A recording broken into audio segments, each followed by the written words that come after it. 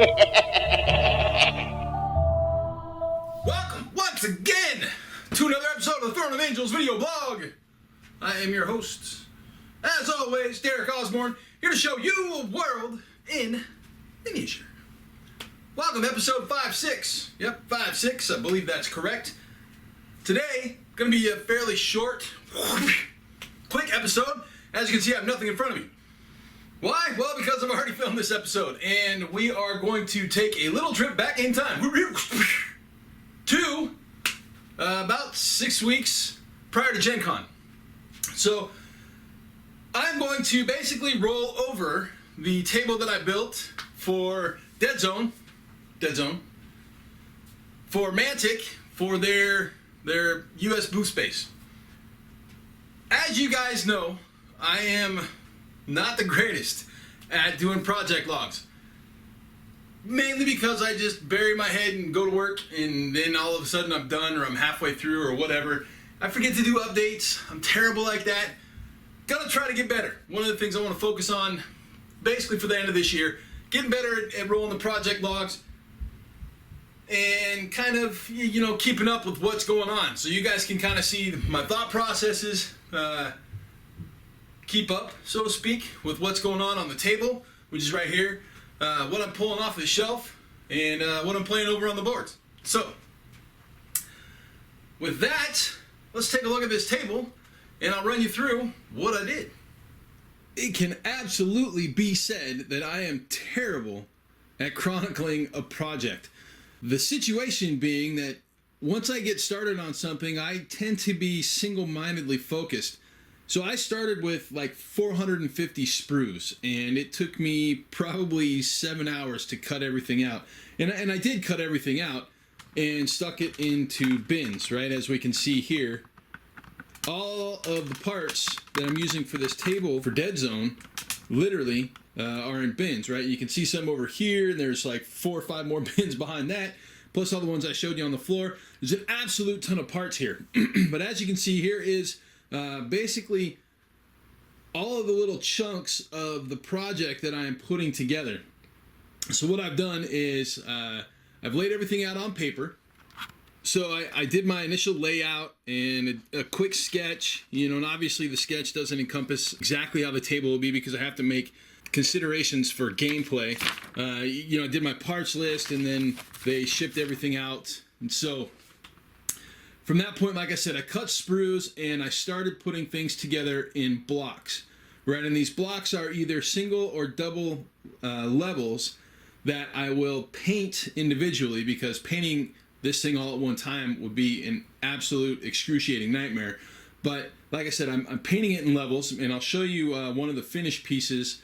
Is I basically worked up a piece to finish or to finish quality, so I know where I'm going, know what paints I'm using, and know exactly kind of where I need to go with each and every one of these sections. And so I will do my best as I complete sections to do a little quick video, so I at least have some content for this project and can kind of show you guys what I'm thinking, or at least give you guys an idea of where I'm progressing. Now, you may notice that there's some LEDs and wiring on the table. Some of this project will be lit. There'll be just, you know, some mood lighting and maybe a couple of other small surprises in store for those people who get a chance to play on this board. So I will also chronicle that as I get it worked out and figured out. We will take a look at the process of laying out where the lights go, kind of how to hide and place wiring in the circuit boards and things along those lines, because all this stuff is provided by Powered Play, and we will again take a look at each one of those individual parts and how they kind of fit into this massive scope scenario. So let's take a quick kind of closer look at where we're at with the board at the moment. So currently the board is in a massive disarray.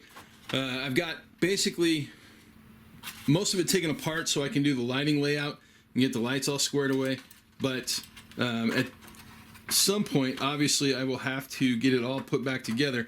I've got the refinery side all done. As I've said, this is busted out into 2 different sides, where we've got the refinery side here on the left, this major trench that most of it will be playable, some of it will be locked down that end over there will actually be locked down. There'll be some lighting effects in there. And then on the right side will be the mining station. And the mining station is going to be more of a shanty, rundown, kind of neglected little area, as it's a mining station, where the refinery is more of a set industrial area that has, all of its pieces and parts pretty much, taken care of as best as possible. And to give you guys a bit of an understanding, or at least a quick look at what this will look like finished, right? That's the section that I've got squared away and finished off in regards to kind of final paint. Now I have used some of the decals from Anarchy that you can get from Mantic, or I shouldn't say decals, I should say stencils, for some of this stuff, right? And you'll see more of those kind of carried out through final paint. So that's kind of the current state of the board at the moment. It's in pieces and it'll get painted and then assembled. So as I get the mining station set up, I'll kind of give you some updates on that. As I get the lighting laid out and kind of squared away for the refinery side, we'll get an update on that as well. Time for a little update. All right. So like I said earlier, I get to going on these large projects and I don't stop. So as you can see, we've got level 1, level 2, and the start of level 3 on the refinery. Now I've got all the lights wired in, and Chris Wessling over at Power Play has been a big help at helping me getting all this stuff resolved. So right now, this is what the lighting looks like. Obviously, we've got some terminal stations on the right, and then basically just light housings over there on the left. Now, I don't have anything to diffuse the light in there, so obviously we get the spotlight look, but that's just kind of the nature of LEDs. We also have ambient noise. So I took about an hour's worth of music, which is an ambient tune. I'll post a link below. It's got some cool kind of ambient industrial sounds to it that, over the course of time or over the course of a game, will just kind of play and add a little mood music, so to speak. But again, this soundboard, once again, provided by Power Play, who, again, Chris has been just an absolute asset in getting this section of the board all squared away. So I'll give you kind of an update and a show of what else is going on over at the painting desk. Now, with this project, everything starts basically right here. Pretty much call this Badger Central. So, as you can see, I've got my Patriot 105, my chrome. Down underneath, obviously, is my my compressor.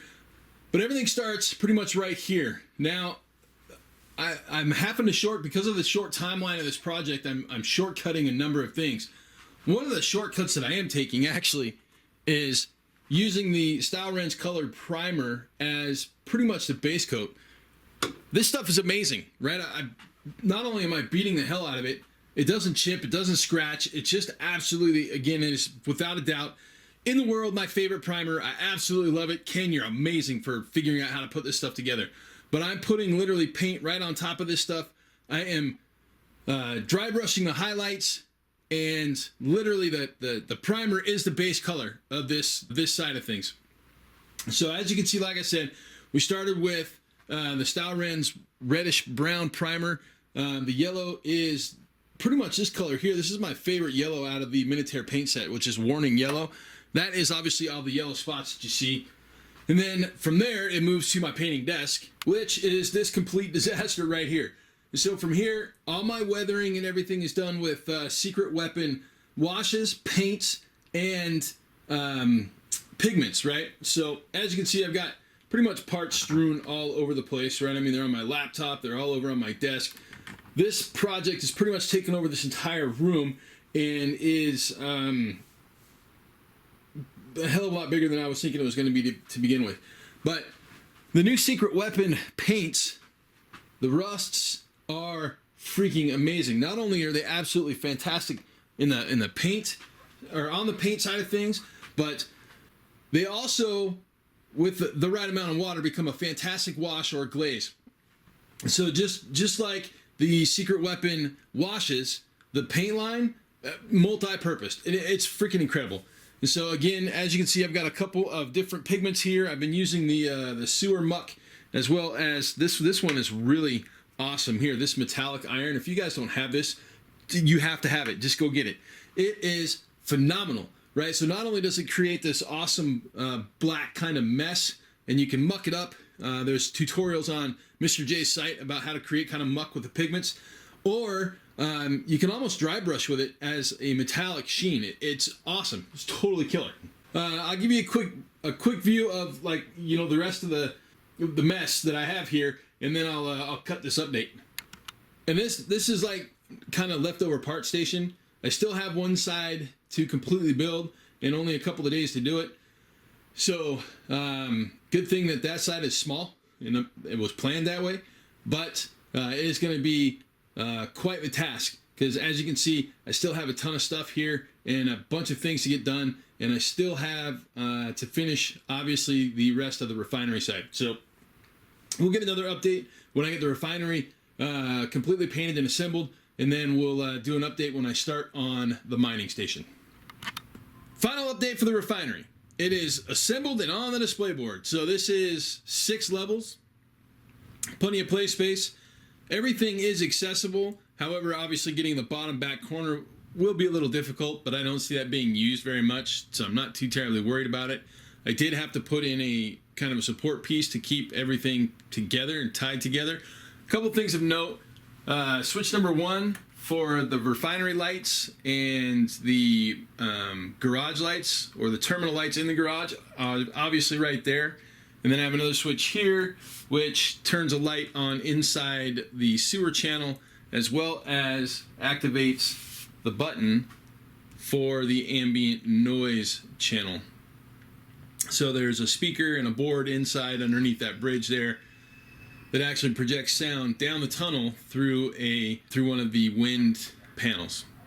Now the chip that the sound is on actually has like an hour and some change of an ambient song that I borrowed from a YouTuber, and again, I'll post a link and whatnot below and give him credit for it. So I've got most of the mining side complete. I have basically some final details to do, and then obviously assemble it here on the left side of the table, and this project will be complete for where it's at, and then off to delivery in 2 days, Wednesday, for GenCon. So this video is being shot pre-GenCon and will be posted post-GenCon. The giant Deadzone table for Mantic Games at GenCon is close to complete. All right, there it is, the final table.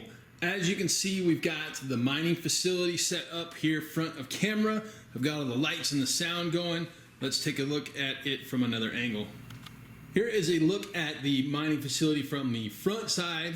Now, obviously I'm up here in the kitchen, so the sound's probably going to be reverberating a little bit. I'll see if I can adjust that in post. But the table is complete and headed to the car for an 8-hour trip up to GenCon. Let's take a look at another angle, and we'll call it done. And the final angle here, as we can see, the other side, or the other front of the mining station, and then the other back side of the refinery, I should say. Lots of battle damage, obviously, in through here, and in through the front side of the sewage tunnel. Bridge over the sewage tunnel. You can see broken glass in multiple places. Those are, again, provided by Alex over at Ironheart Artisans. You can find those, I believe, on his website. So, 2 distinctly different areas. You know, the refinery, 7 levels high. We've got 3 levels on the mining side, and basically a huge board to play a big-ass game of Deadzone on. So, this is going in the car for an 8-hour drive up to Indianapolis, and then obviously into the Mantic booth. This video will get posted when I get back, so if you guys see it at the show, let me know what you think. Otherwise, let me know what you think in the comments below. Coming at you with a brief wrap, mainly so you guys have a little closure on this. As you saw, I forgot to film the last recap here in the bunker. So it got shot up in the kitchen, basically before I loaded that thing in the car and drove it to GenCon. Yes, I drove that thing to GenCon. It's literally been, you know, cross country. So If you guys want to see more project logs like that on a large scale, outside of obviously Project Modular Terrain, which is on the docket to finish up here in the next couple of months, as well as some Dracarys, some Eden, maybe an Age of Sigmar army available, we'll see. I've got a board full of stuff over here. I just basically went through last week and revamped what it is I'm going to be doing. So we'll kind of break that out in the next couple of weeks and let you guys know what's on the horizon. Now, outside of that, again, if you have any special requests, just let me know and I'll see what I can do.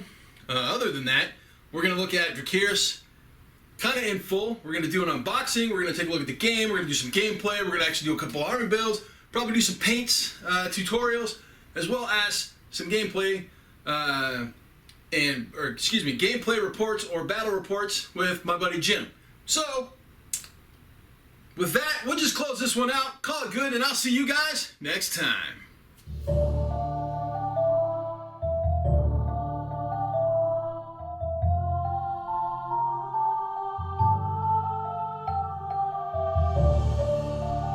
Hehehehe